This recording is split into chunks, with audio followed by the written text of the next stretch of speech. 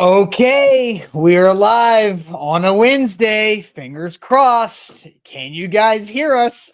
Let's see if this works because it worked yesterday when Sam and I did some testing, and it worked last night for Sam's primetime show. So, can you hear us? Please let us know as soon as you can if you have, yeah, you can hear us, or still you can't. And do not joke because that would not be funny because yesterday was very maddening. And I hope, hey, Jameson, you guys can Hey, hear. How about thank that? goodness. How about that? Steven, do not do that, Steven. I'm going to ban anybody who makes the no audio joke. It's a good bit, because Steven. I support it. I almost made the joke yesterday Good bit. during the second time, but that wouldn't have been funny because it actually wasn't working. So, all right. We're going to have a great show because we've been sitting on this show for 24 hours. This show has had the longest production run of any show in the history of A to Z morning shows. Crazy. I mean, we have ironed out all the creases on this show.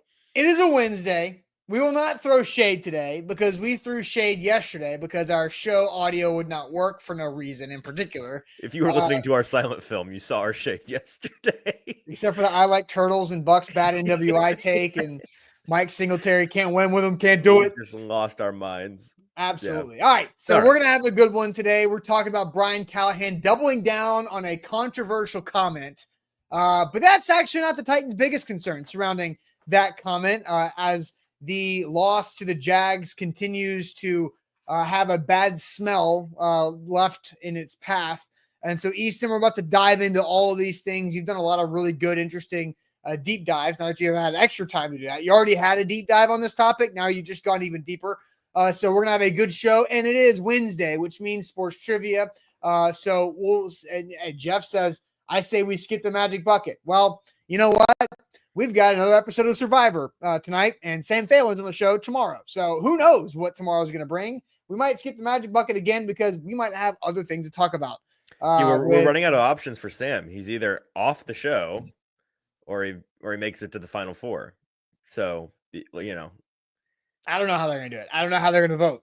Anyway, we'll talk about it. I know. Here it's just we're running out of shows for him to lose on. It's either this week or next week. He's either done today or he's done in a week. So that's right. That's right. So Easton, before we officially get going here, tell the people what they got to do here on Facebook, YouTube, and Twitch.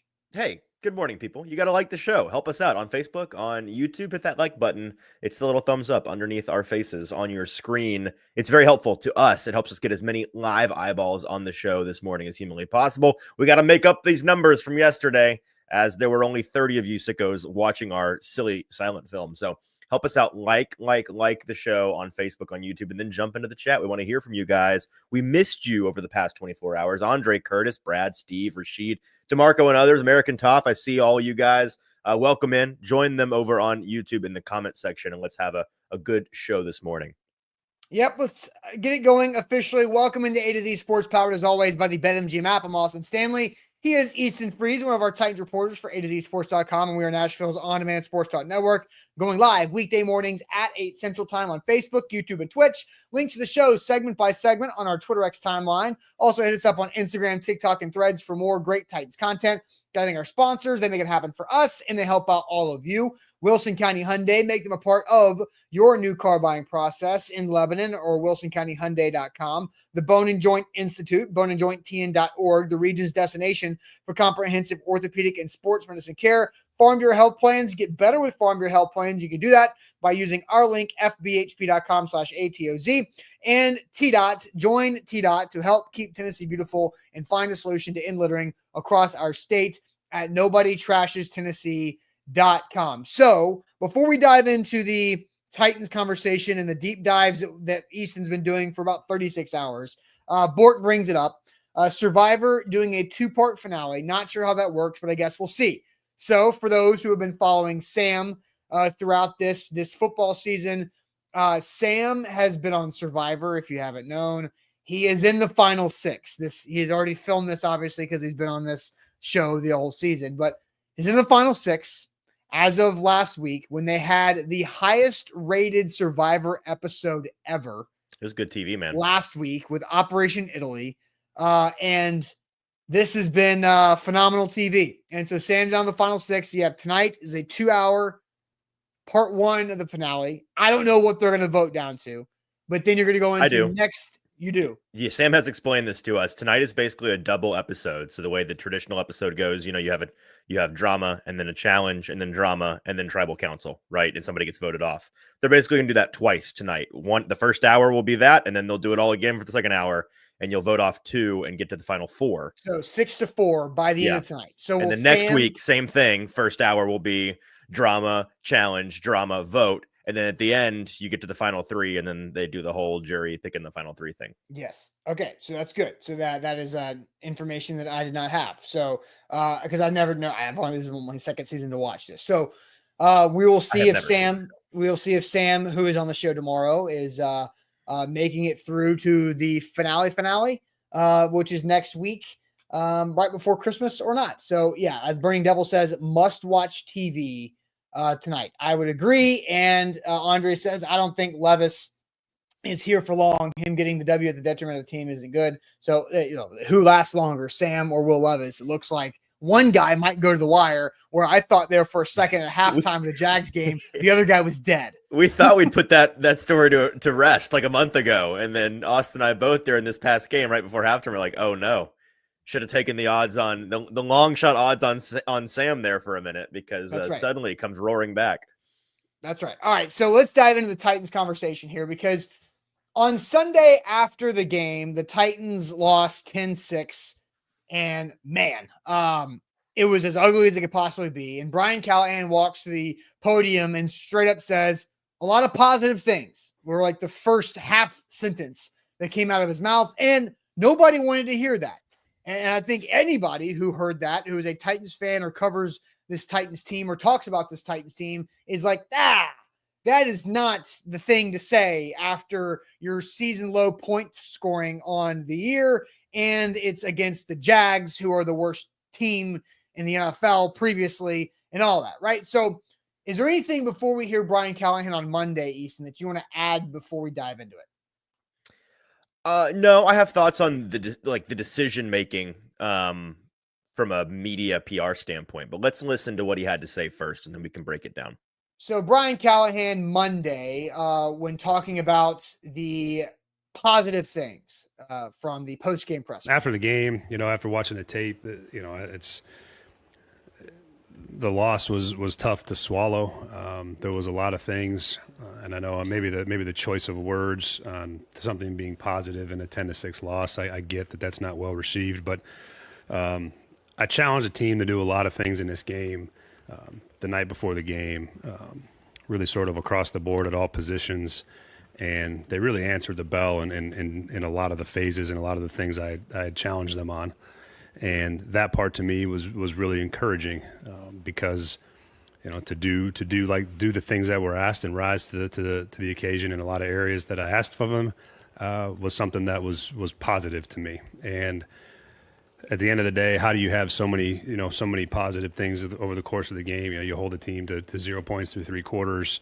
It's our second lowest rushing total defensively that we've allowed. We rushed for 126 yards and 5 a carry. We had 4 penalties. We had 2 turnovers. We didn't turn the ball over. We were 50% on third down. I mean, there was all these things that would point to a game that you should have a chance to win. And we had chances, but the difference was for us in the game is we had really, let's call it 4 critical plays offensively that we needed to execute in a critical moment, and we did not. And that's the difference in the game. It's a game that had a chance to be a 20-10 game if we execute at best. If all the things work in our favor, that's where you end up.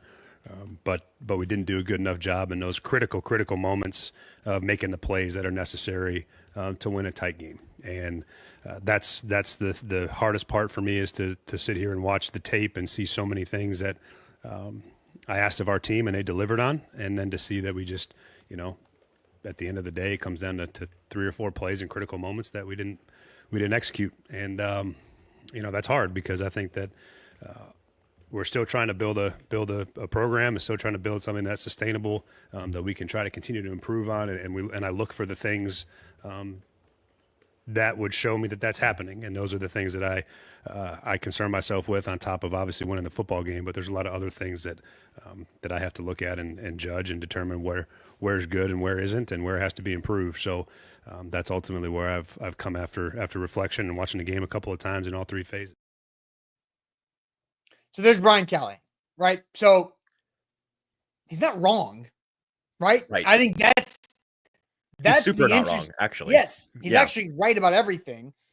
And Easton, I know you have a take on this, but it actually just hit me. If we did the show yesterday, I don't know if I would have had this revelation. So we got a new light bulb moment for me today. That's good spin. It was actually good that yesterday was a disaster. Yeah, there's positive because it's just hit me.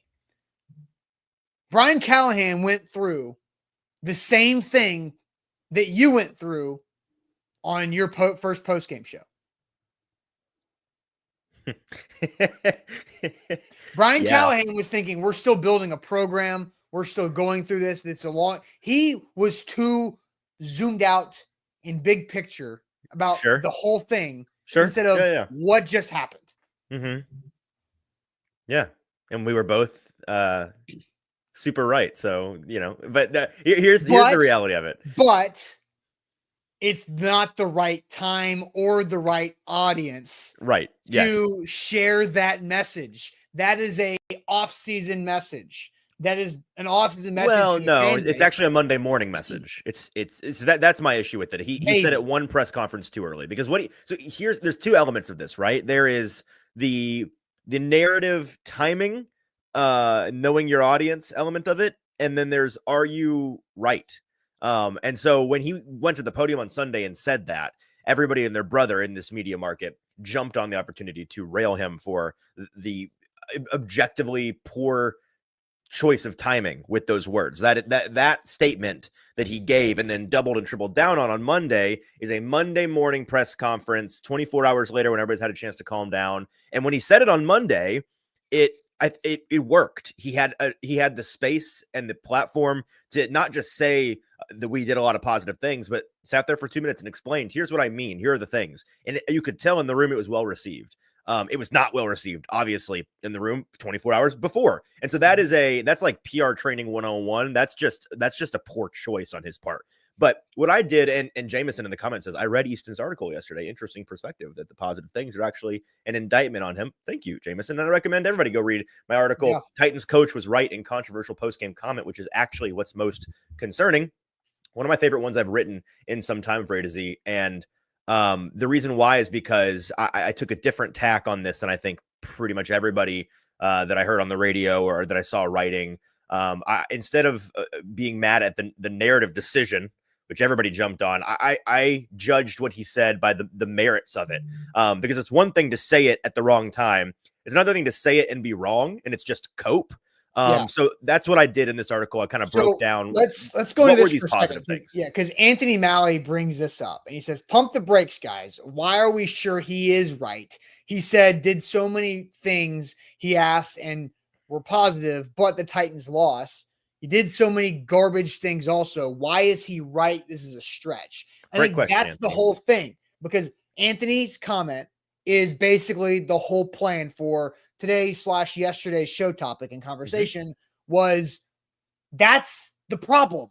He was right, but they lost, and that's a concern in itself. So don't just think, Anthony, because he's like, pump the brakes. Are we sure he's right? Yes, he's right. But now there's another problem, and it might be a little bit bigger. So we're going to go. And you don't have to take our word for it. We're going to spend the next 30 minutes explaining exactly why he's right. Yeah. So we're going to go through that here in a moment and get to your thoughts on this. And I'll ask a question here in a second, but I want Easton to continue to dive into these positive things that Brian Callahan brought up. But first, I want to tell you guys that, hey, if you're looking to be Mr. Right for the holidays this season, there is one place to go to guarantee that, where there is no Anthony Malley. Are we sure? Are we sure he's right? No, if you go to momentspeace.com/Christmas, you're guaranteed to be right, because you can just get a gift card. It can just be for whatever a dollar amount that you want to. If you do not know, and if you have any second guessing on what to get the love of your life, the spouse, the girlfriend, your mom, your grandmother, your aunt,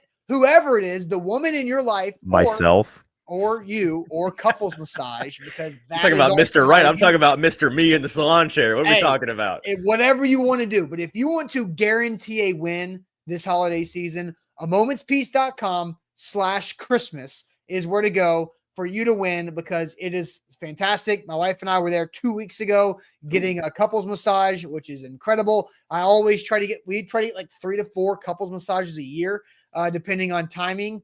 Valentine's Day is a great time to do that as well. Hey, sometimes we get the Moments Peace gift card for Christmas and flip it around and use that thing on Valentine's Day. That's the way to do that. Mother's Day is also a great victory too. So amomentspeace.com/Christmas is where to go to guarantee yourself a win on this holiday season, unlike what Brian Callahan did. Positive things, but a loss. So Easton, take us through the positive things that Callahan discussed before we go into our fair or foul conversation to take it a step further.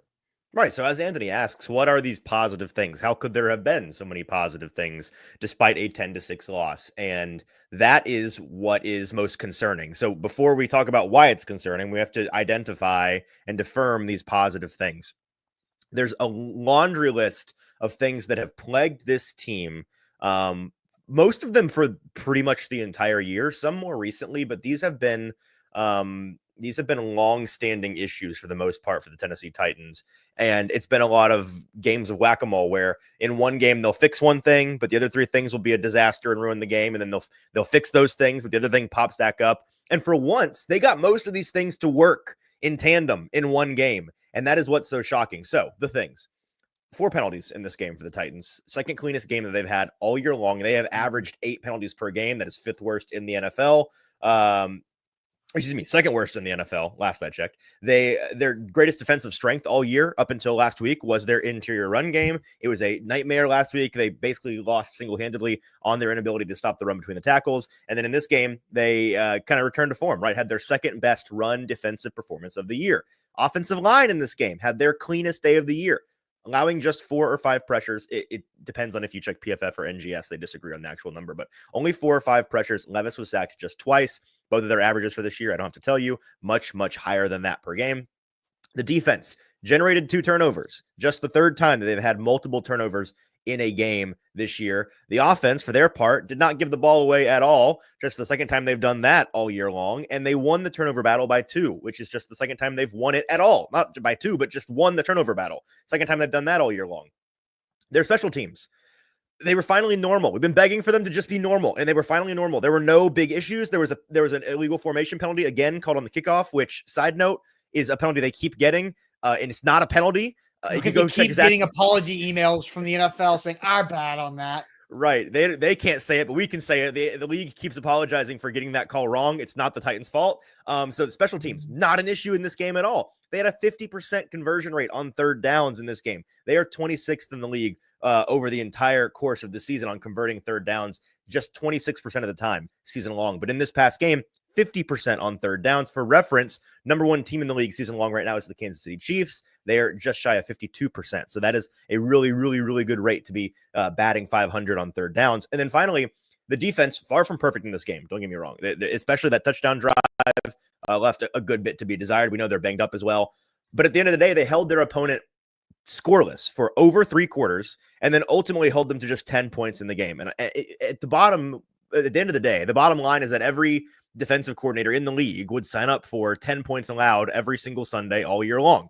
You can win a lot of football games if you allow just 10 points. You should win every football game in which you allow just 10 points. And so you have all of these things that are elements of the game that have plagued the Titans all season long, and some of them more recently than others, but they come together in this same game, and they are really positive things. And when you sit there and listen to Brian Callahan on Sunday talk about positive things, when you get past the fog of being furious from the result, it's pretty clear what the positive things are. It's all of these things.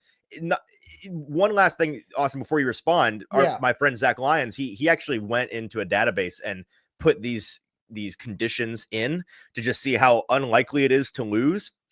And so if you have 4 or less penalties as a team, you are over 50% on 3rd down conversion rates, you possess the ball more than half of the game, you win the turnover margin by 2 or more, and your opponent is held to less than 10 points. Teams since 1920 under those conditions are 80-1, and the Titans are the 1. So it is really, really hard to do all these things right and still lose. And so now we have to talk about why they still lost. I think there's two crazy things about that stat. You said since 1920, guys. That is over 100 freaking years. That's all the football. There is no football we're leaving out over 100 freaking years. And I almost use a different F word that Zach Lyons is also familiar with. There are only 81 teams who have done those collection of things in 100 freaking years. Mm-hmm. That is also crazy. And then the Titans are, of course, the one that lost. That lose, right? Like, it's not just it's a long year sample size, but a very specific set of circumstances that the Titans should win. And so Anthony says that doesn't help your point, Easton, 80-1. And Trevor, like, dude, you're missing my point. Trevor, chill out, bro. Trevor, Easton, we're fighting the worst team in the league, have positive things against the worst team. That's not positive. Trevor, we know. That's what we're talking about. We're laying out the facts. Ramon, and you scored 6 points. The team is not fun to watch. We know. You guys are missing the point. Our point. You guys are not listening. Brian Callahan was accurate. He said, I challenged the team Saturday night to win in these areas. They did that, and they lost still by scoring 6 points and giving up 10. That is a mind pretzel of how only that could happen 81 times in over 100 years of football, and you're the only one that lost the damn game.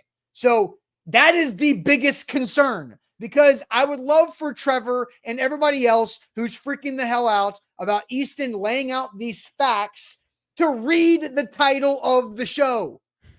The full title. Brian Callahan doubles down on controversial comment, but that's not the Titans' biggest concern. Mm-hmm. He is right, but they lost.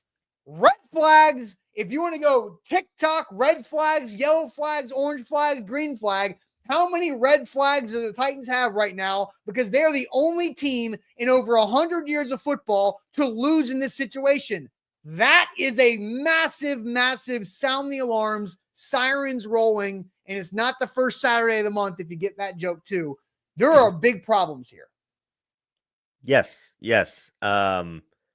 So yeah, if you think that I'm not helping my point, you're misunderstanding my point, because the point of the article I wrote yesterday and the point of our conversation today is absolutely not to brush away the Titans' loss, because they actually did some nice things, guys. They tried. So don't give them such a hard time.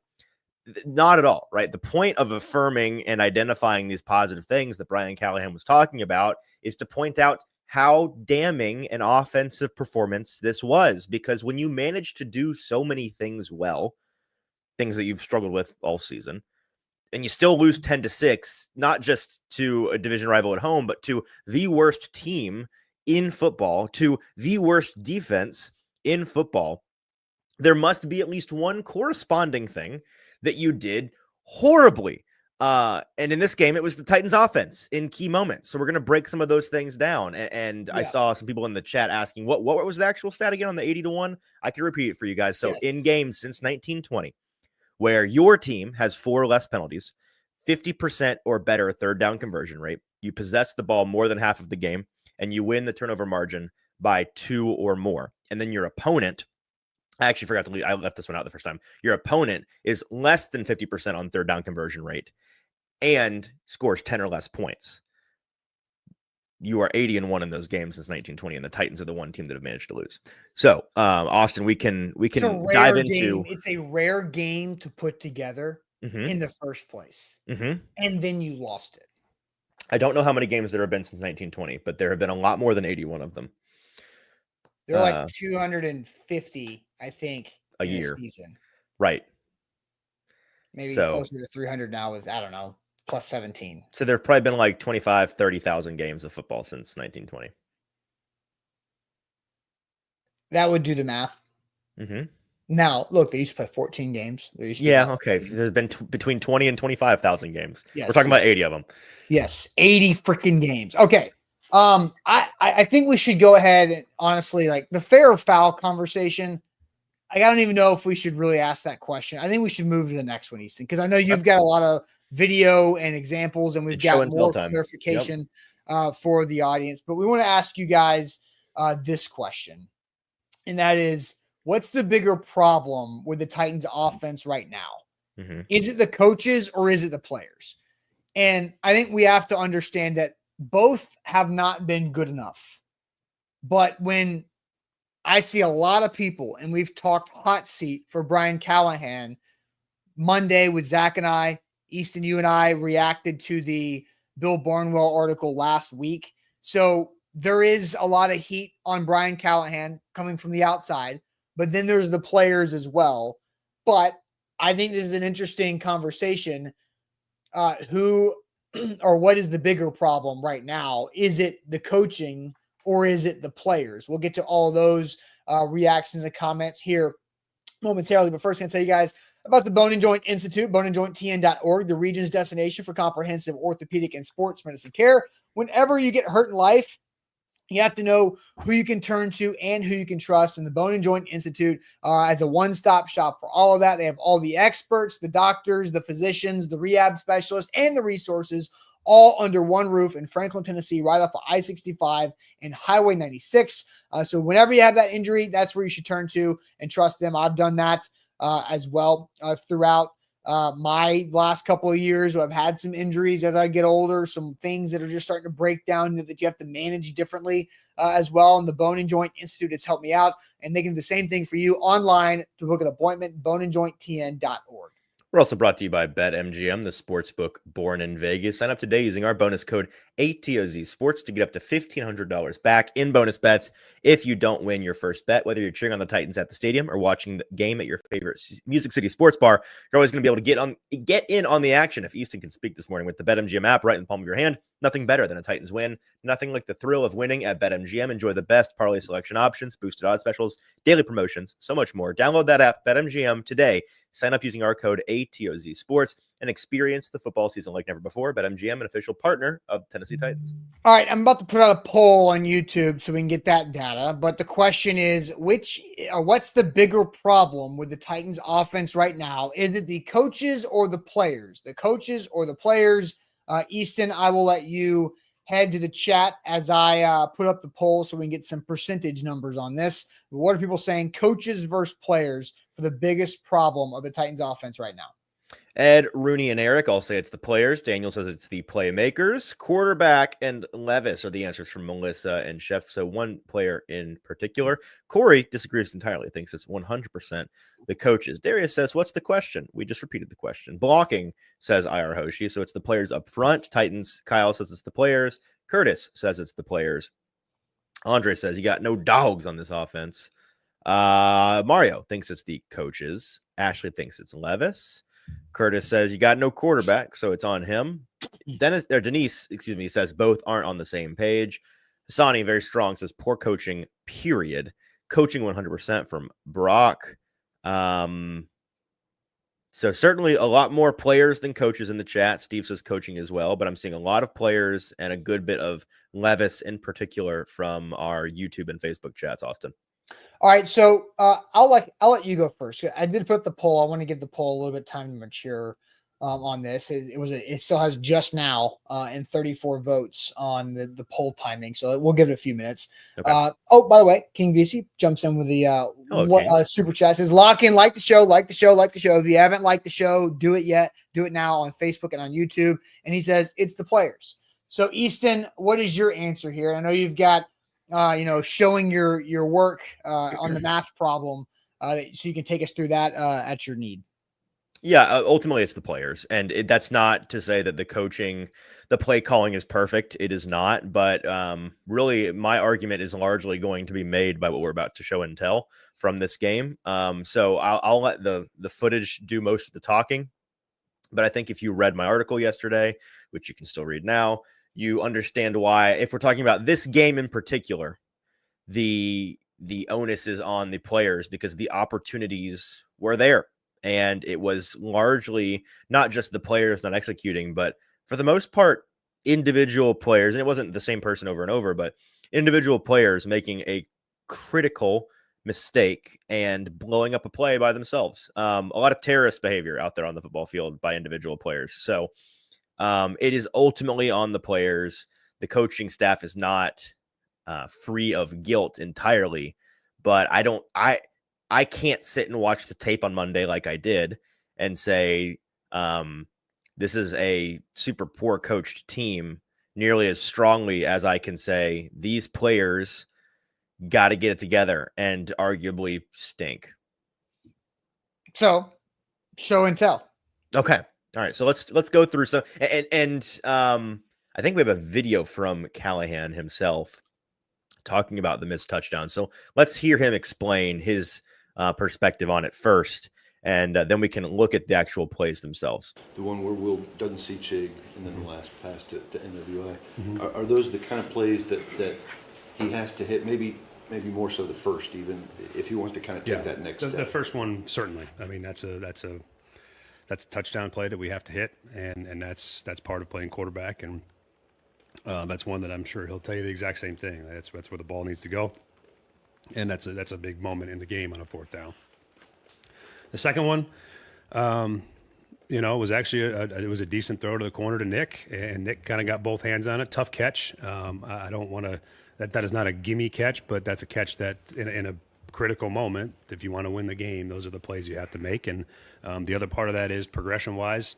If he comes right back down over the ball to Calvin versus to Tampa, the ball goes to Calvin, and Calvin probably walks in the end zone. So, again, not faulting the decision, not faulting the throw. It's a play we have to make, but there was opportunity to score in both of those spots, and to come away with no points in critical fourth downs in a low red zone is going to usually, when you're talking about 14 total points, is going to you're going to lose a lot of games like that, and we have to be better down there execution wise. Again, there's probably things I can do to help, play calling sequence wise and all that, but ultimately had two opportunities that we didn't get it done. So 2 missed touchdowns, right? 2 fourth down touchdown attempts from Levis. One threw to the wrong guy, Chig wide open earlier in the game, and that would have put the Titans up 10-0.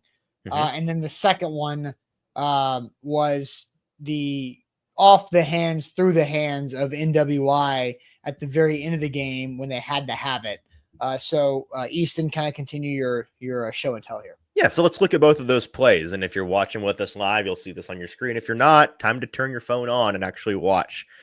Here is the Chig touch.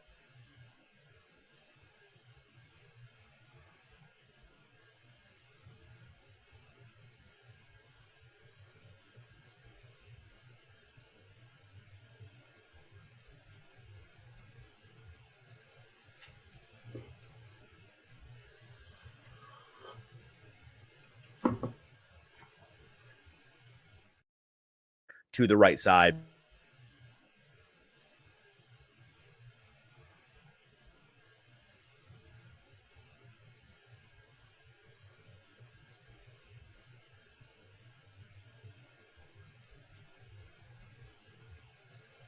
Can you hear me now? I have to manually unmute myself. Okay, sorry about that. I didn't realize it muted me when Easton's I played the been talking this entire time. I have been talking this entire time. Let me start over. Yeah. So, Austin, if you can just help me by playing that video over and over, so we can, so I can think. You're gonna have to unmute yourself. I will. So this is the Chig touchdown video. Right here we go. Right. So there's a lot of debate over whether this play was too cute or not on the internet, because Jeffrey Simmons is brought in the eye. He leaks out there to the right side as a receiver. This is not a too cute trick play on fourth down because it's a trick play to Jeffrey Simmons. It's not a trick play to Jeffrey Simmons. He is functionally a decoy on this play. The progression, as explained by Brian Callahan on Monday, I asked him twice about this to clarify, to make sure I was right about it. The progression is you just peek at Jeff there on the right side on the off chance he's open, but you're not expecting him to be. And assuming he is covered, you then work down underneath to Chig, who the play is designed to get open. And then you work up to the end line, the back line, to Vanette, who's running along the backside of the end zone. And so Levis skipped his read. He never saw Chig. He said he never saw Chig. I don't know why he never saw Chig. He seems to lock on to Van Nett before ever really considering Chig, if you just track his eyes in the video, and doesn't see him. But so this is a play call from inside your own 5-yard line that does the impossible, right? It is practically impossible to get a receiver wide open in the end zone from inside your own 5-yard line. It's really, really difficult to do that. And this play did that. And the quarterback just didn't execute and did not see what should have been a touchdown 10 times out of 10. So we can talk about, I think real quick on your point, because Hello Lady says he dropped back 15 yards. LOL. That's kind of the design, is it not? To buy that time. And so he predetermined. Yeah. DeMarcus says Chig got whole as deep. Well, I think he's saying Chig got deep and went too far back. I think what I saw from Chig in floating back is because he thought the ball was to him. Correct. That's exactly what happened. Supposed to be to him. And he knows he's wide open. So he's like, wow, this is a really bad ball for me. Yeah. Like he's throwing to me. Like that's what, and so Chig's like floating back because he's throwing to me because that's what he's supposed to be doing, but he wasn't. And so that's why I think Chig floated off his spot and why it looked like there were two guys in the same space. Yeah. Let's look one more time. Look at where Chig and Van Nett are when the ball is released. Just kind of take a mental snapshot here. Well, you do it. Okay. So right here, they are not poorly spaced at all. You've got Van Nett on the back line. You've got Chig at the goal line. So yeah, it's tough. It's tough because this is 100% on Levis, and we can talk about Chig almost cut it off the deflection. If he would have kept going, he thought about it too. Yeah. But so we can talk about the play calling before this, leading up to that play, was too cute. And that this, if you were asking me for a place to assign blame to the play calling, they were inside their own 5-yard line. What do we say it was, Austin? 5 plays inside the 5-yard line on that series. 2 of them were runs. One was the successful touchdown run that was called back because of I forgot who was holding, but whoever was holding, Radins was holding. And then the other one was a 2-yard gain to get him to like the 3. So, probably should pound the rock a time or 2 more than that. Considering this team, I was talking to Zach Lyons yesterday and we were looking it up. I think this team averages like 3.5 yards per play inside the 10-yard line, 10 yards and in running, and like 2.3 yards per play passing. So you're like, just analytically, you're a much more efficient team running the ball inside the red zone. You shouldn't really have to look that up to know that. So, but when you had to have it on 4th down after you've been too cute and you've made some questionable play calls, gotta have it. Need a touchdown here. A clutch spot. Brian Callahan dials up a play that again gets a receiver wide open in the end zone. He can't do anything more than that, especially when the read is designed to go to that guy. So the quarterback should be seeing that guy. So let's get to the NWI touchdown. So I'll click play on the video so you can unmute yourself and talk through all this. So here's the NWI 4th down missed touchdown, which was the second of the missed touchdown. This one was when the Titans are down 10-6 in the late 4th quarter in the game. Here it is. And so to give credit to Levis on this one, he gives NWI a catchable ball. It's not perfect. It's slightly behind him, but it is a catchable ball. And you can grab a still from the broadcast angle, which I tweeted out. The ball hits him. He does the triangle with his hands at the top of the catch point, and the ball hits the nose of the ball, hits him in between the forefinger and thumb. So that is a catch that you make probably 6 or 7 times out of 10 if you're NWI. And the rain was already coming down, so there was wet ball, wet gloves to deal with. But NWI would tell you, and I think in the post game locker room he did tell you, I should have caught that ball. It was a catchable ball. But let's play it again, Austin, and I'll unmute myself again. If you look, go ahead. If you look at the underneath, Ridley streaking across the middle of the field. This is directly after the play where he runs out of bounds. And, talk about a player not executing. That play was obviously a big deal, and it's what forced them into this 4th down situation in the first place. But he's there to make up for it. There's a redemption play on the table for Ridley. Right there. He's wide open. It's an easy first down. He probably is able to turn it up and get a touchdown, like Brian Callahan says. So we don't know. I don't know specifically what the progression is. I wouldn't be shocked if NWI is the first read, but I'm going to play this for you one more time, and I want you to watch Levis's body language. I want you to watch where his eyes seem to go on this last play. He locks in on the touchdown king NWI from the snap. This is a predetermined decision. He doesn't consider anybody else. This is a lot of what Levis does, unfortunately. He's not a natural reader of a defense. This is not something that's new, by the way. It's not like a new knock, like, well, I'm giving up on him because I've realized he's not a natural reader of the defense. He never has been. That's always been a thing for him that he's going to have to improve on. And he's shown some improvement on that. Between the 20s, in times of low stress, he does get through his reads and he's able to see the field pretty clearly. But when that stadium pulse gets turned up, the blinders go on, and there's a lot of predetermined looks that he makes, and it results in plays like this. And typically, the predetermined play from Levis feels like it's the higher level of difficulty throw. Sure. To me, right. It's the tendency is this is going to be sick throw. Look how, like, hey, hold my beer. Like and sometimes it's a Ridley bomb for 50 yards, and sometimes it's a spot where you just gotta get a first down, brother. Yes, take the easy one.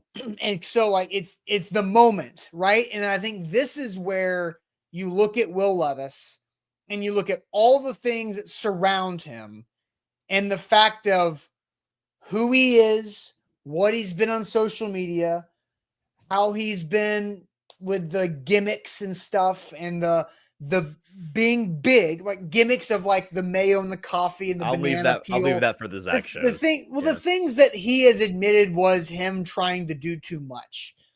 And it's being the hero ball. It's because he knows, all right, 4th and goal. It's the whole, like, in your backyard as an 8-year-old, 4th and goal, 1 man on the clock. You're down by 4 against your rival at home. Levis drops back to throw. He throws it up in the end zone. What a throw. It's like he's going through that as a 25-year-old in an NFL stadium in the situation, instead of like, okay, check Ridley, my guy, boom, first down or touchdown. I think it's just trying to play, and he's trying to fabricate the big moment for himself instead of letting it happen.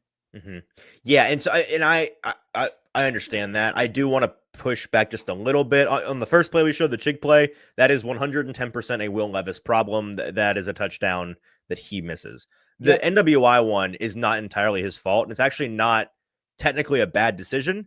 He finds a guy that is able to make a play. He gives him a hell of a throw. Ball. It's a hell of a throw. The throw was really impressive. Nick has to catch the ball, so like that's number one. But the fact that the situational element of it, where it's not like this is 6 seconds on the clock, this is the last play of the game. I forget what it was, but they had almost 2 minutes of football left, more than 2 minutes of football left. There was time, and they needed 2 or 3 yards for a first down. And in that pattern, you have Ridley against, as Callahan pointed out in his press conference, you got 2 Tampa, you got Ridley coming underneath. He's likely to be open. He may not be your first read just from a pure on paper progression standpoint, but you go for the high percentage play that gives you a chance to live for another 4 downs, maybe, instead of going for it all. And so that's where you can question the Levis decision making. But ultimately, like, Nick has to catch the ball because it hits him in the hands. Yes, and because the throw, it's just the fact of like he's going for the hero play instead of the right play. Sometimes Steph Curry makes a bunch of shots, right? Michael Jordan made a bunch of game winners, but he also missed a bunch too. But Michael Jordan's got the rep that he can do that. And it's okay when he misses because you take those shots when you make them but it's like Will Levis, right. It's not quite this, so don't take this. It's kind of close, actually. You know what? It's not that bad. Big hater comment coming. Here we go. Just buckle up, boys. All right. Will Levis right now is LA Laker Nick Young shooting the 3, turning around and doing this, walking away from it as it hits the backboard. Like, not even on line. Come on. Who is Nick Young? Nick Young is a bigger figure in a meme than he is as a basketball player. Will Levis is a meme more than he is an NFL quarterback. I don't think it's insane to think that Nick Young and Will Levis are the same guy right now in their professional careers. I'm sorry. He is Swaggy P. Billy Jeans is Swaggy P. It's settled. That is exactly who he is right now. He has a chance to change it. Swaggy P is set in stone. It is over. He is not coming back from that. Nick Young is Swaggy P. Will Levis has opportunity to become Will Levis and not a meme. So these 2 touchdown plays are the obvious ones. It's what everybody has, even though we're showing them here and reiterating. People have seen these. They know. I do want to bring up, there's 3 other plays I want to get to today before we get out of here. Well, and there's I have a question. I have a question though, because I want to get about this, and this is going to go back to Brian Callahan because I have not answered the question yet about players versus coaches. And the YouTube poll, now that's matured, is 63% the player's fault, 37% the coach's fault. I think that's a fair split because I think it's the player's fault. That's actually about what if I made a blame pie, that's about where I'd land, actually. Right? About 2/3, 1/3. Which is kind of what we did in the postgame show in a different context. But I'm looking at the 2 plays we've talked about. Now, hindsight's 2020. We know that. If Brian Callahan kicks a field goal instead of going for it on 4th down and the Titans go up 6-0, let's say they just continue to kick another field goal and they get 9. The Jags are up 10-9. Now that second play, you kick a field goal to go up 12-10. Right? In the moment, I was like, yeah, sure, go for it on that 4th and goal where he missed Chig.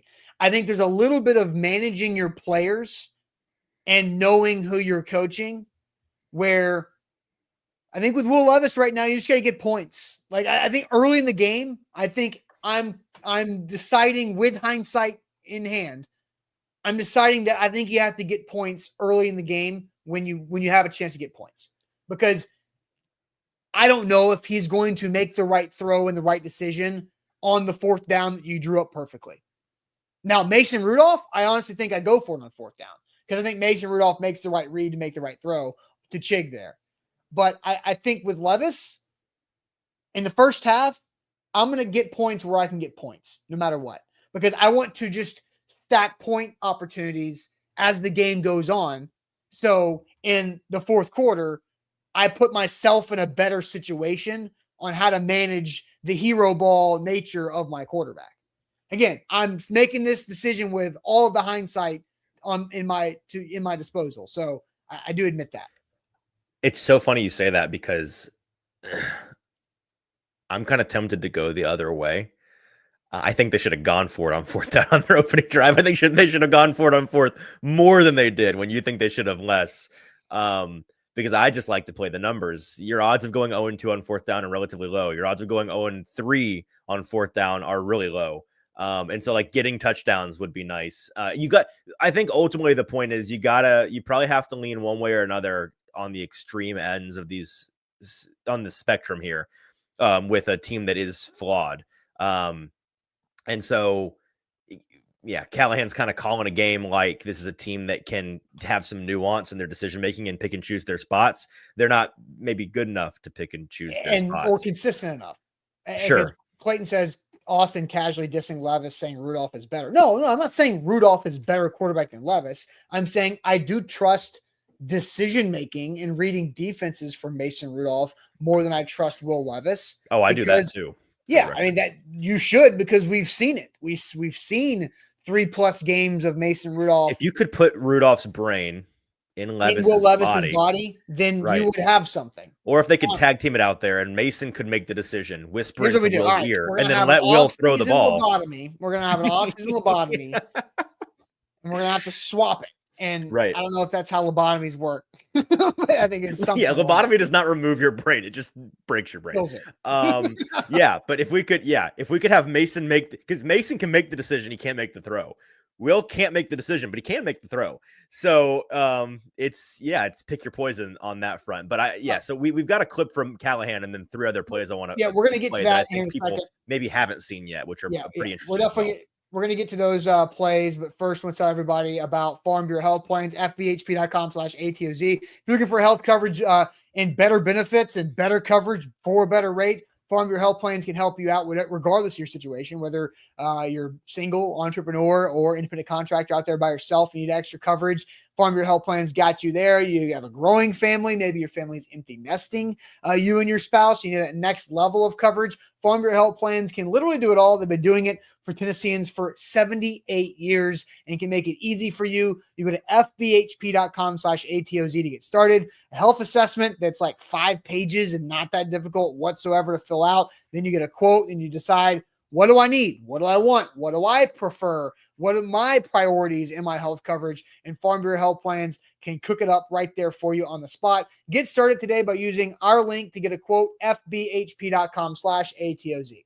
We're also brought to you by BetMGM, the sportsbook born in Vegas. Use our bonus code ATOZ Sports today when you sign up on the BetMGM app to get up to $1,500 back in bonus bets. If you want to bet on the Titans game this weekend, last I checked, they are, I think, 5 or 5.5 point home dogs against Brian Callahan's old buddies, the Cincinnati Bengals. Zach Taylor and company coming in off of a win against the Cowboys, maybe a closer win than they were expecting. Maybe we'll hear from Brian Callahan today about whether or not he was watching that game on Monday Night Football and what he thought about his old team. And I know from talking to him previously, he thinks extremely highly of Joe Burrow and even more highly of Jamar Chase. He would tell you Jamar Chase is maybe the best player in all of football. He thinks he's a god. He says it was awesome coordinating for him because it's like a video game where you can just hit all the buttons and you're never wrong. Whatever so you're saying, just a short story. Friday morning, when BetMGM releases the player props, Jamar Chase over. Yeah. I mean, well, this last game he played was like his third time this year of having like 18 targets and 200 yards and 2 touchdowns. So yeah, I'd say whoever. And the question this week we'll all be asking in the locker room is like, who's he going to have to go? Who's going to try to shut down Jamar Chase? Who's Jamar Chase going to have the opportunity to embarrass? And the answer is whoever he wants. So that'll be a fun one. And do that betting over on BetMGM with our bonus code ATOZ Sports. Get it early. The props open Thursday mornings typically. So Thursday mornings. So right. Okay. So usually. Wait. So yep. Don't wait for Friday because that might be too late. We might be driving up that number for Jamar Chase. Okay, Easton, take us. We'll go to the clip. Brian Callahan first because he said there were 4 plays that they did not make. Right, the 2 missed touchdowns is what we're going to talk about 5 actually, but he talked about 4 at the podium. Okay. We got the 2 touchdowns and then 2 other kind of sneaky plays. All right, actually, sorry, we're gonna go play it and then I'll explain. Okay, here we go. Would you judge the other 1 or 2 critical plays? The play before the 4th down to Calvin, where we get the ball in his hands in the flat and got a chance to turn up and get a first down. That would have been huge. We'd be first. We would be first in goal inside the 5-yard line at that point. And that's a good place to be. And then instead now it puts us in a 4th down spot. But I thought had a chance to catch the ball and turn up. I thought Will maybe could have been a touch earlier. And Calvin just sort of lost where he was on the field a little bit. And but again, that's a big play. He's got the ball in his hands with a chance to get the first, and we don't. So puts us in a 4th down spot. Then again, we failed to convert the 4th down. So that one, and then there's a 3rd and 6 sack, the one that we gave up on the right side, where we're in the protection slide that direction. The nickel comes off the edge.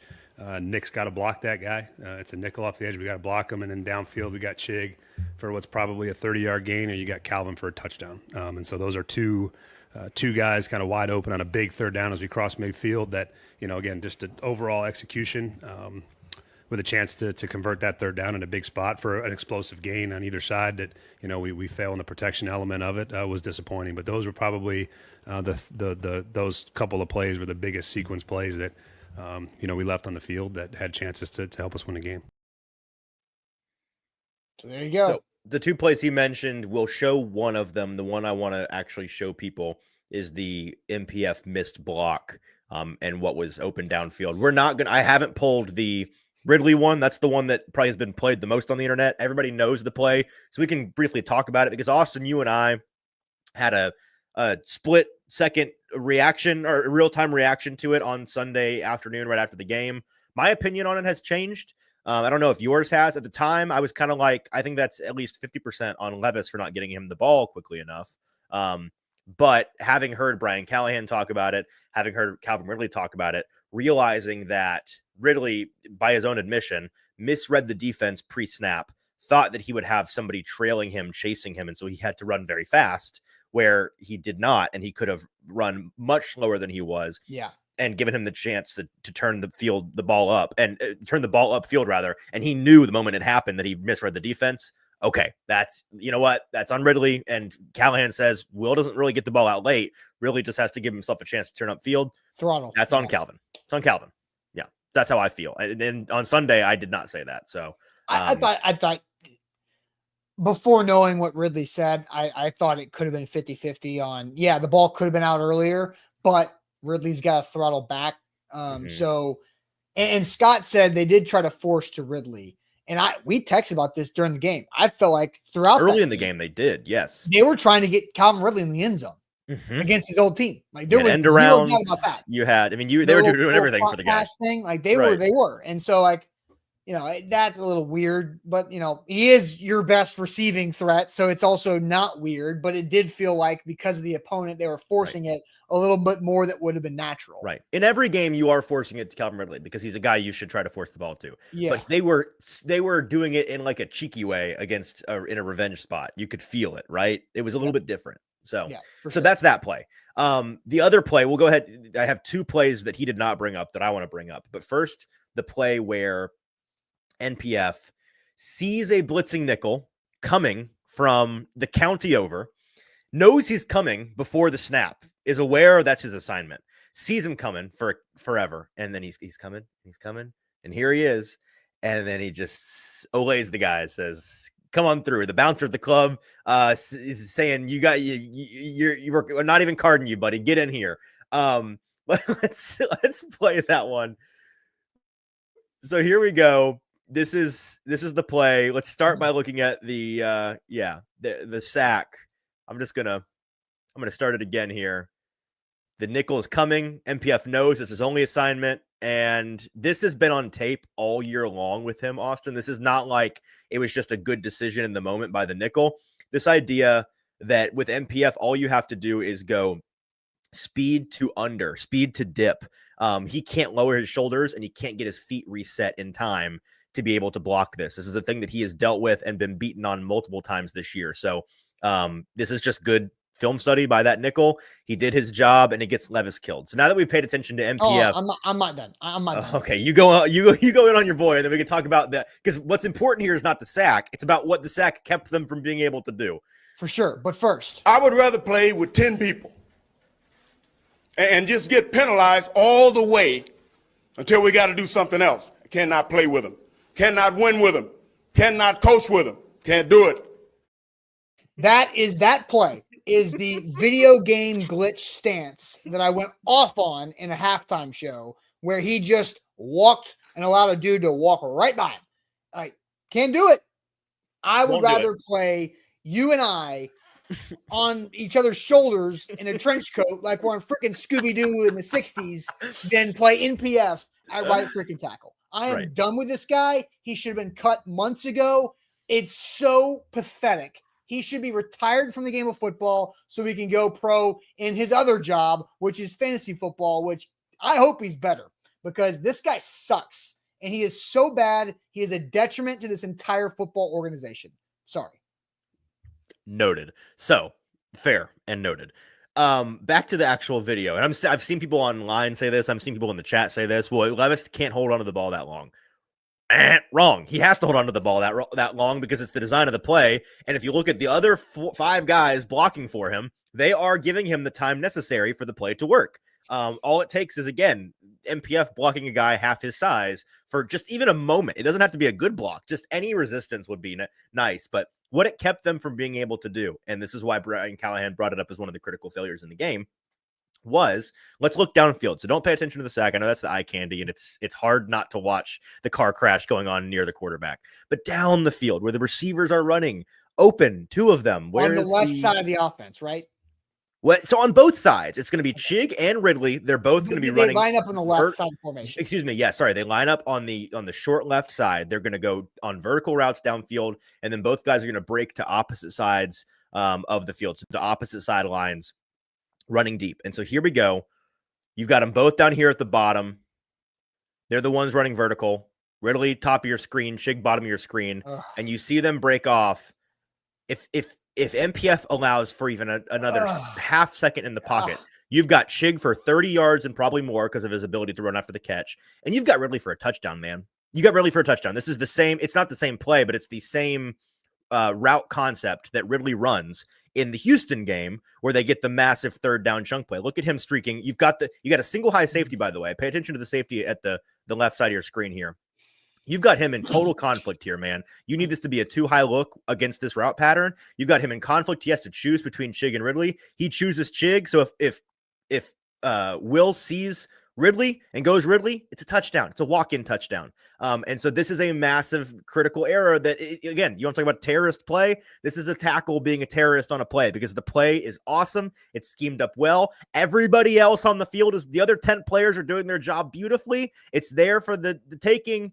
And it doesn't matter because one tackle misses a nickel blitzer that he sees coming and is not actually even all that tricky. It's not a mental processing thing. It's a physical ability thing. So there's your critical play. And that's talking about ruining all the positive things. It's plays like that. Now let's go to a different play, Austin. This one was a sneaky one.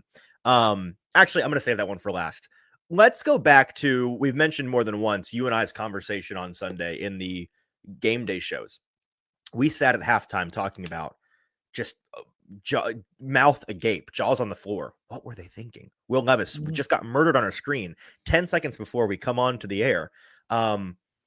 We thought we'd covered this with Brian Callahan. We don't do Hail Marys before halftime. They have one chance to run a play. You think, they're just going to take it to half. They're leading.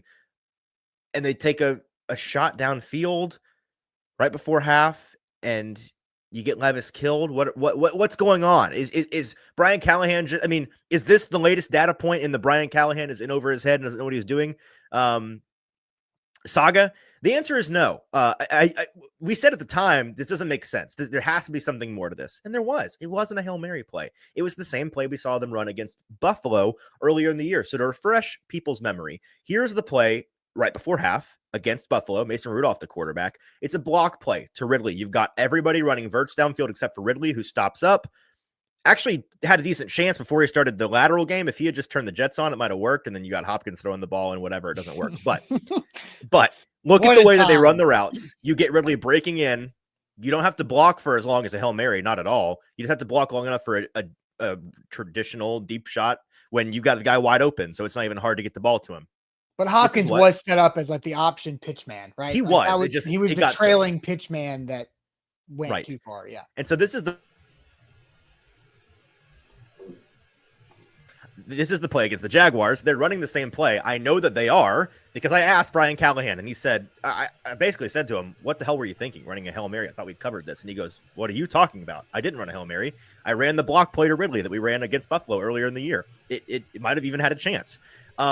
And so this isn't really his fault so much as it is J.C. Latham just taking the worst pass set of all time and getting his guy killed.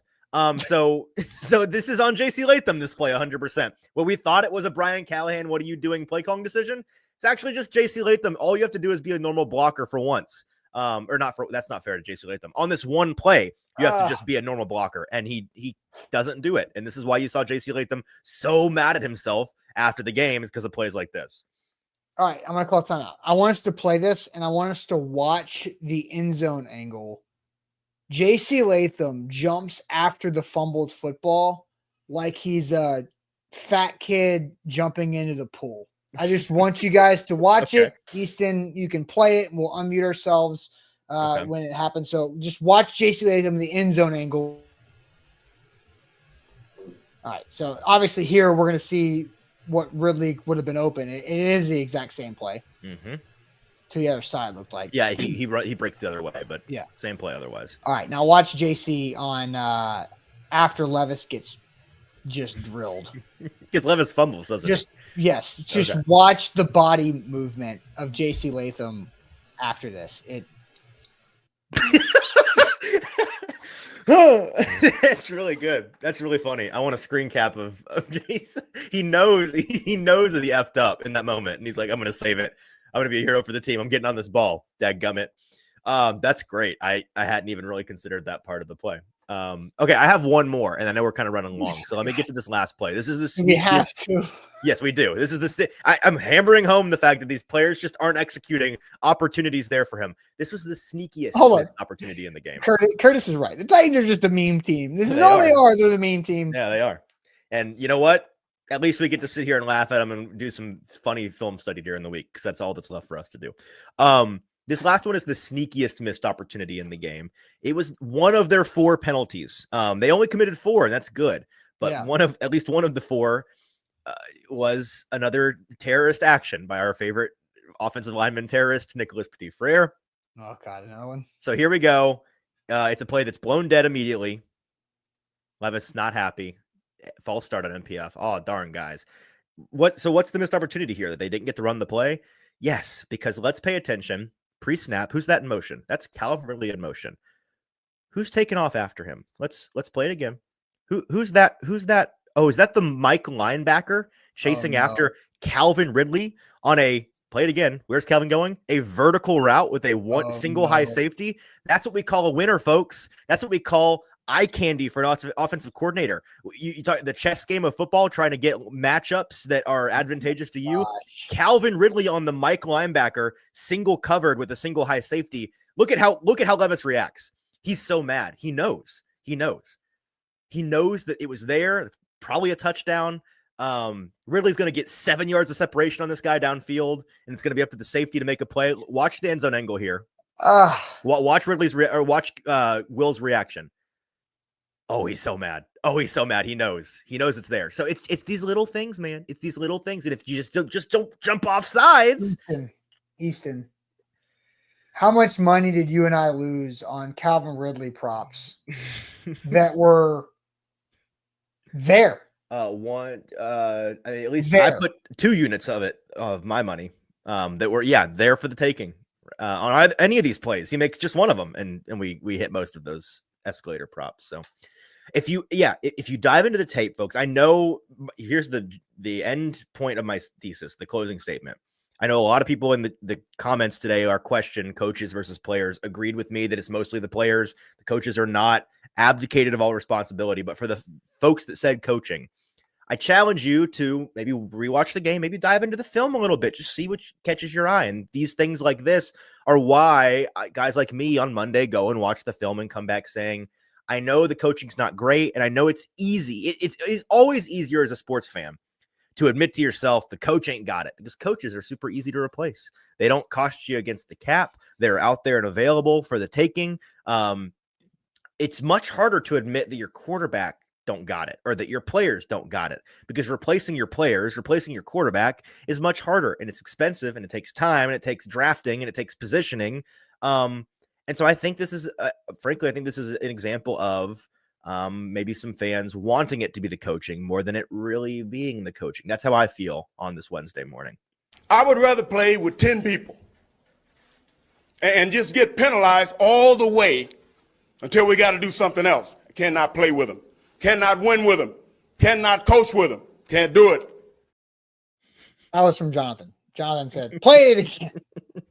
And Matt said, we work, Easton. We count on you to rewatch the game. That's fair. That's fine. I'll watch it for you, and I'll tell you what I see here on Tuesdays and Thursdays. Good. Yeah. You're doing the lifting for all of us. All right. We got to get to a couple super chats before trivia. So some quick super chats, but shout out to our friends at t.nobodytrashestennessee.com. Be part of the solution to end littering across the state of Tennessee by going to nobodytrashestennessee.com. Litter cleanups are organized around the community and around the state. So shout out to t.and nobodytrashestennessee.com. Easton, let's go ahead and quickly get to some super chats here. Okay. Servuco, who we found out is the reason why his currency is called CHF is because he is in Switzerland watching the show today. So shout out to Servuco. This loss isn't. What time is it in Switzerland, Servuco? I don't know. Probably like 7 p.m. No, it's wait, probably no. hours. I would say 7-ish. Probably 7 or 8. You're totally right. So it's like 1 or 2. maybe it's close to, he's not in Britain, so it's close to tea time there in the afternoon. This loss isn't more concerning because they did a lot of stuff better. That's actually improvement, right? Blame the star players, didn't make the plays that they are paid to make when it's close. It's up to them. Yeah, I mean, there's star players, but it's just players doing their jobs, right? Which I feel like is what we've gone over this entire second half of the show, was the specific reasons why the Titans left points on the field is because of Levis missing Chig, Levis going hero ball to NWI, which was there in a great throw, and it wasn't caught, over the wide open, easier throw to Ridley for minimum a first down, maybe a touchdown. And then the offensive line play, the tackles that have just been a consistent just migraine headache throughout the entire last 3 years. CHF, the Swiss franc or franc. It's the only remaining franc in all of Europe. How about that? I don't know what the conversion rate is. But anyways, sorry, I got distracted. Your point on the tackles, it is astonishing that this team, 3 years in a row, they have managed to find the terrorist tackle, whether it's right or left, in the league. Every year we think we do away with the boogeyman. Dennis Daly, ding dong, the witch is dead. And then you bring in Andre Dillard. And then Andre Dillard's gone. Ding dong, the witch is dead. The Munchkins come out to play. And then it's the return of MPF. And I can't wait for what chapter 4 has for us. No. I think that's recency bias. I mean, when I go back and look at some Dennis Daly, go back and look at some Andre Dillard, it's different. It's different flavors of the same ice cream, man. But I can't wait to see who are, I can't wait to see who's number 4 in the 4th season of the anthology. That's not ice cream. It's cold outside and the dog down the street pooped. Don't eat it. Oh, my bad. Andre says, and this is interesting, but they cut Leroy Watson instead. I know they really want ratings at guard, but at what point does necessity change that? Throw the guard at 11 over there. I think he wants to put him at tackle. They're not doing that. So we can yell this to the moon, Andre, and I get it, but or whoever that was. Andre. He comes back. Skoronski left tackle, JC at right tackle, literally nothing to lose. No, you got a lot to lose because you don't want to mess up. You do not want to mess up the left side of the line. Correct. Skoronski and Latham outside of the 1 second left on the clock before the end of the first half play from Latham, and it wasn't good against the Texans either. But he's had a couple things late, but Egg's a rookie, but he's been way more net positive. So I think you like what you have with JC Latham. But all right, that's those are our super chats for the day. So now it is time for us to get to some sports trivia, and hopefully we can win on a Wednesday where the Titans have not this past week. Here we go. Shout out to Wilson County Hyundai. Make them a part of your new car buying process. Go see them in Lebanon or online at wilsoncountyhyundai.com. Easton, are you ready for a little trivia action? I am. All right, here we go. Trivia transition. Successful. Okay, very good. That was good pass protecting collaboration there. All right, so here you zoomed in. Is that on purpose? Hello? There we go. Okay. I was swapping the tabs on my screens to put the trivia on the bigger tab. I see. All right, so we're going to go NFL history television. We're going to go around the board. Chat, lock in. We need your help. So here we go. No Googling, but let's get this thing done. And we'll end with celebrity mashup. Let's do it. All right, NFL. While he never had more than 5 touchdown catches in a season, from 13 to 21, this Colts tight end was a 2-time Pro Bowler, primarily for his blocking skills. Ooh. Colts tight ends historically stink. Who is this person? 2-time Pro Bowler from the Colts. Who made the Pro Bowl for the Colts? This is one that I'm ashamed to not know. Because I should. It can't be Jack Doyle. It's not Doyle. It's Marcus Pollard. Not Marcus Pollard. Dallas Clark. No, Dallas Clark he's way older. Yeah. Kobe Fleener.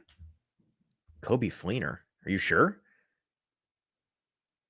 People think it's Dallas Clark. Guys, Dallas Clark played with Peyton Manning. He was not playing in 2021. People are saying it's definitely not Doyle. We can't miss this one, guys. It's not Dallas Clark. Stop saying that. People are saying Fleener. Is he even in here? Let's see if Fleener's in here. Kobe Fleener. It's Fleener. I don't have a better guess. You want to take it? Hit it. All right. Son of a gun. Taking office in 1947, say this name, Jawaharlal Nehru was the first prime minister of this country after gaining independence. Is this Israel? Gaining independence in 47. Wait, no, is that India? I don't know, but Mo Alley Cox is still on the Colts, so that can't be him either. Yeah, no. I don't think anybody has this right. Jeff says, I'm the Colts fan. What did you guess, Jeff? What was your Jack Doyle was the answer. Okay, well. Former Titan. South Africa from Chad. That sounds right. If I can spell. Or India. Hopefully. Damn it. We're killing it. Scott says yes, Israel. Okay, let's just see if we can miss all of them. I was right on Israel in the first place. Cool. What is King Friday the 8th, Cornflake S Speciality, Don Quixote, and Queen Sarah Saturday are puppet characters from this PBS series that ran from 68 to 01. What? Is this Sesame Street?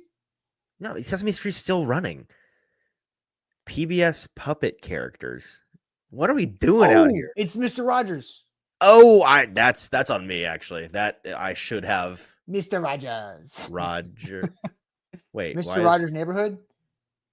Why is it not even? Is Rogers? Is he You spell out Mr. Okay. Following the employees of a luxury apartment building who lost their pensions in a Ponzi scheme, Ben Stiller and Eddie Murphy starred in this 2011 heist comedy. I know this. No, I'm thinking something else. What's the name of this stupid? I've never seen it, but I'm familiar with the movie.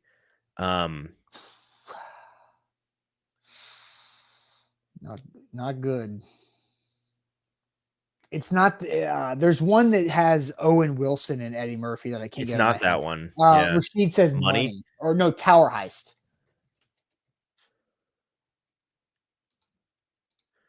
Okay. Baby, you know that I miss you. I want to get with you tonight, but I cannot, baby girl, and that's the issue. Our lyrics from what 08 Soulja Boy song, brother. I'm good with the music trivia, but not if it's 08 Soulja Boy. To the phone. Is that what it is? I'm pretty sure. What's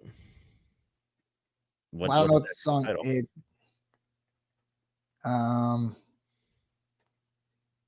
Kiss Me Through. You got to spell out through. Cool. Yeah. Previously known as Big Wheels, this Hostess product is a chocolate cake with a similar size and look to a hockey puck and has a white creamy filling injected into the center.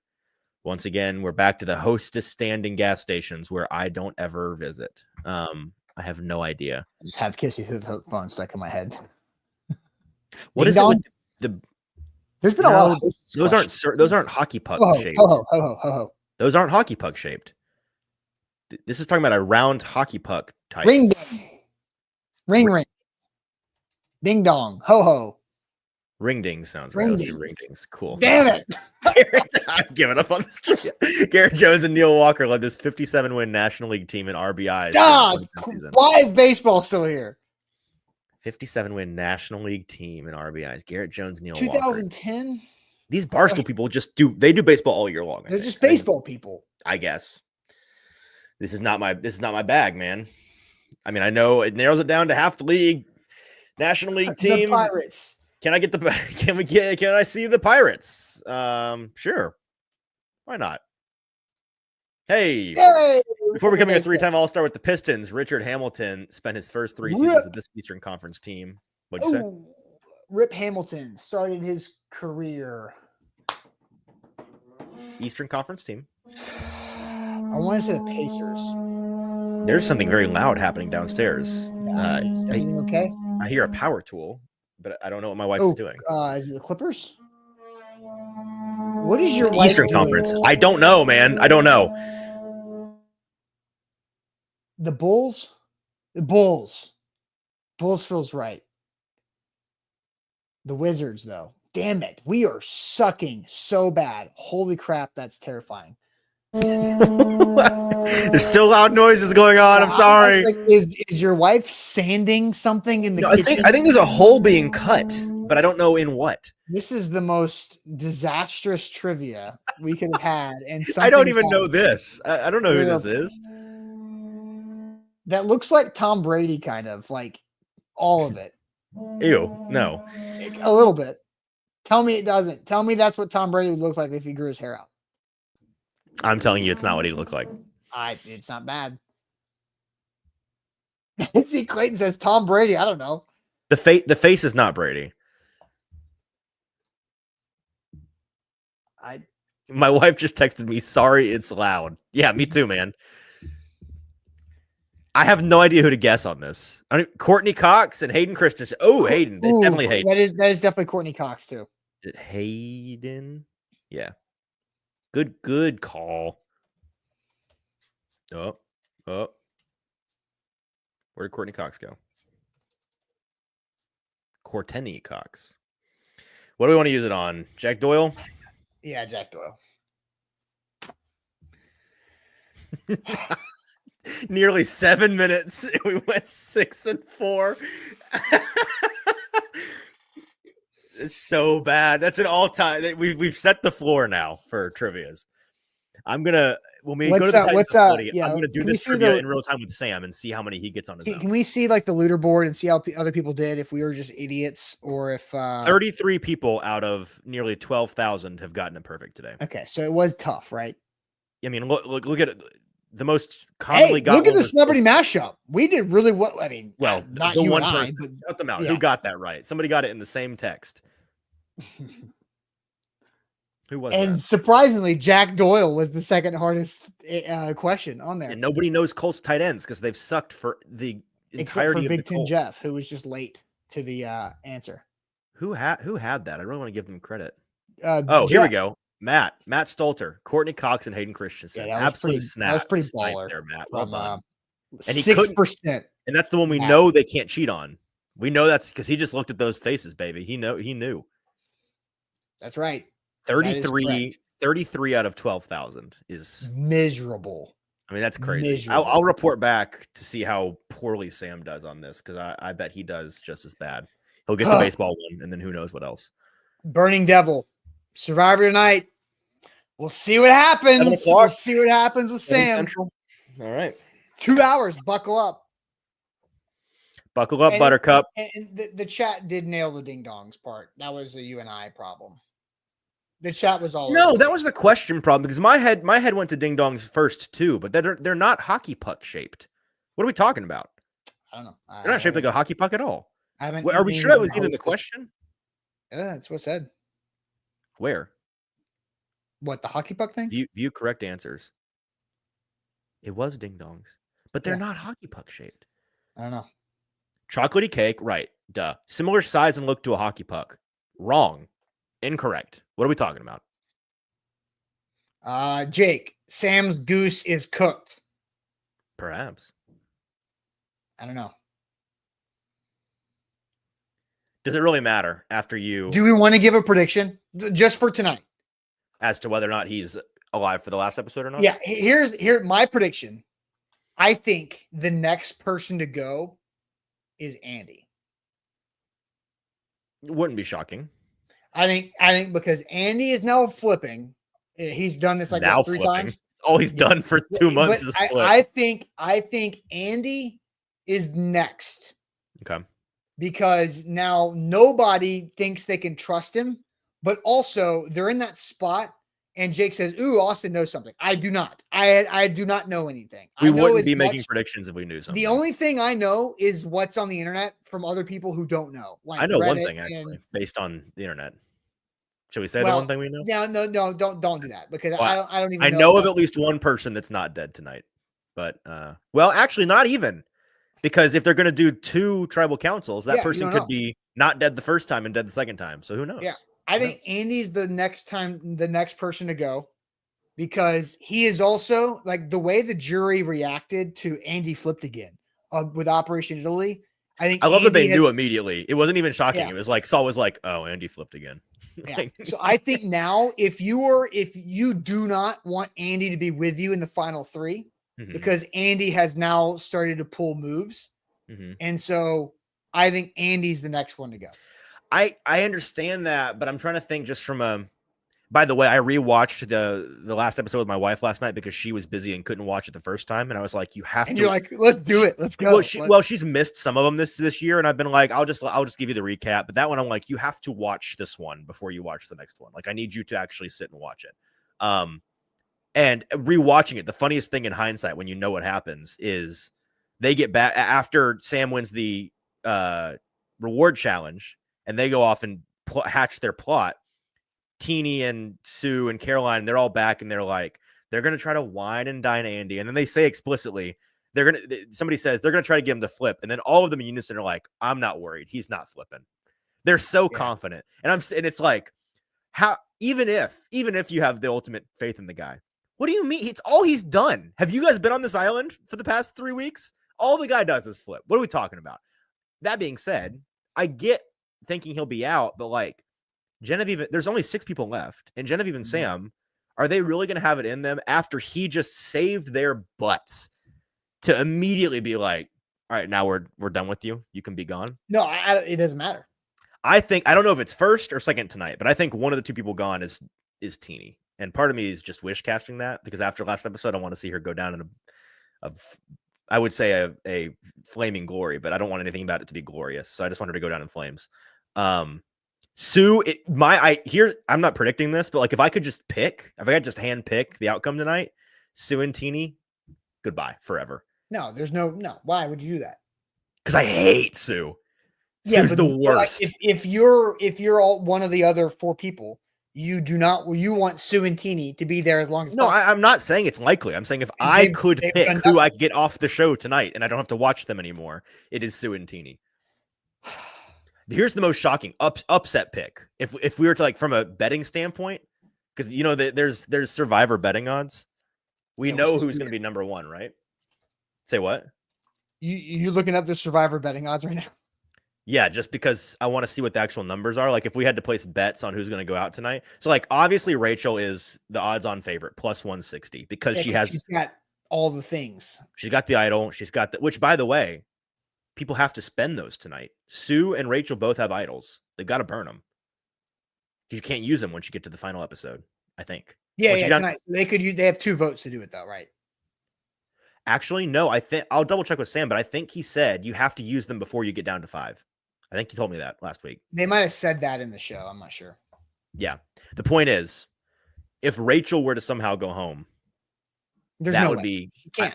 I know, but how dramatic would it be? No, I think it's Andy because I think, your whole thing on if you're Sam or Genevieve, why would you flip against Andy? You don't have to, because all that has to happen is for Rachel, Teeny, and Sue to be pissed at Andy for what he did last time.